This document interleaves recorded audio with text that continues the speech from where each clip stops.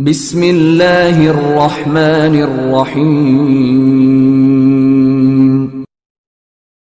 اور قصہ ایک عورت کا ہے، وہ بھی آتی رسول اللہ صلی اللہ علیہ وسلم کے پاس۔ اس کا ایمان دیکھیے، اس کا تقوی دیکھیے، اس کا اللہ سے ڈر اور خوف دیکھیے، اس میں ملاحظہ کیجیے۔ آ کر کہتی ہے، وہ عورت ہے غامدیہ کی، غامدیہ قبیلے کی ہے، کہتے اللہ کے رسول مجھ سے بھی زنا ہو گیا، مجھے پاک کر دیجیے۔ آپ صلی اللہ علیہ وسلم نے اس کو بھی کہا، واپس بھیج دیا، کسی طرح ٹالنے کی کوشش کی۔ فلما کان الغد، جب دوسرا دن ہوا، پھر آ گئے اللہ کے رسول، یا رسول اللہ لیما تردنی، اے اللہ کے رسول آپ مجھے کیوں لوٹاتے ہیں؟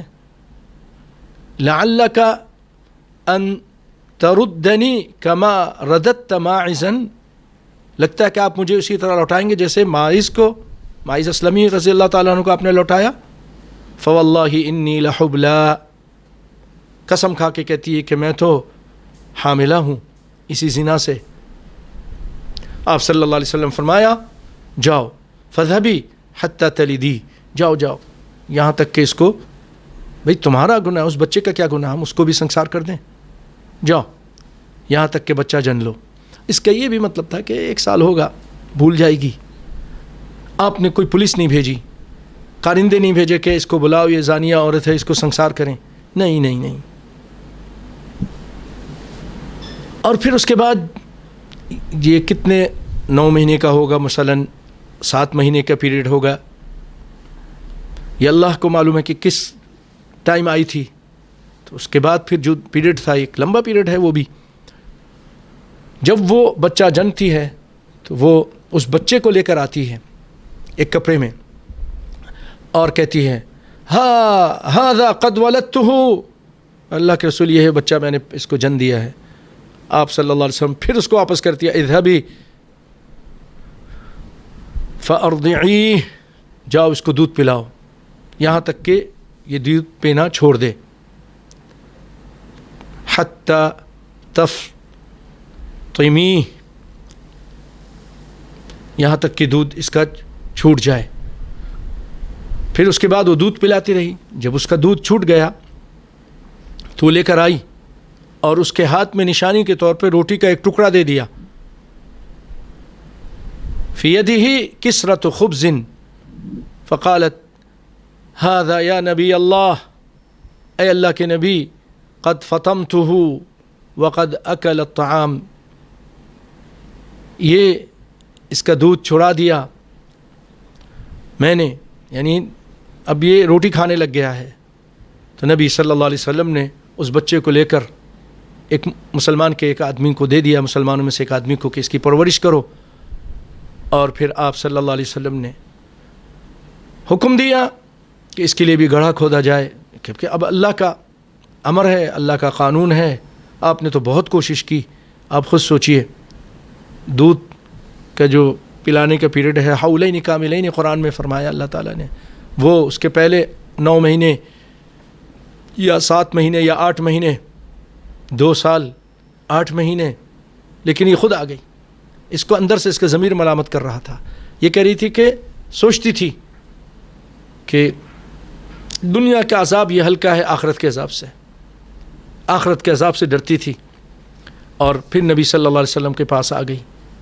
ورنہ آپ کا تو مقصد یہی تھا کہ چلے جائے، اللہ سے توبہ کرے، اللہ تعالیٰ غفور رحیم ہے، اور اللہ سے معافی مانگ لے۔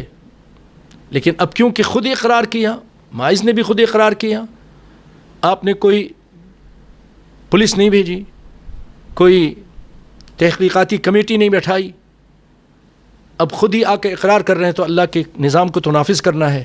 تو آپ صلی اللہ علیہ وسلم حکم دیا کہ گڑھا کھودا جائے اور سینے تک اس کو وہاں پر گاڑ دیا جائے، اور لوگوں کو حکم دیا مارو۔ پھر فرجموہا، انہوں نے مارا، پتھر مارا۔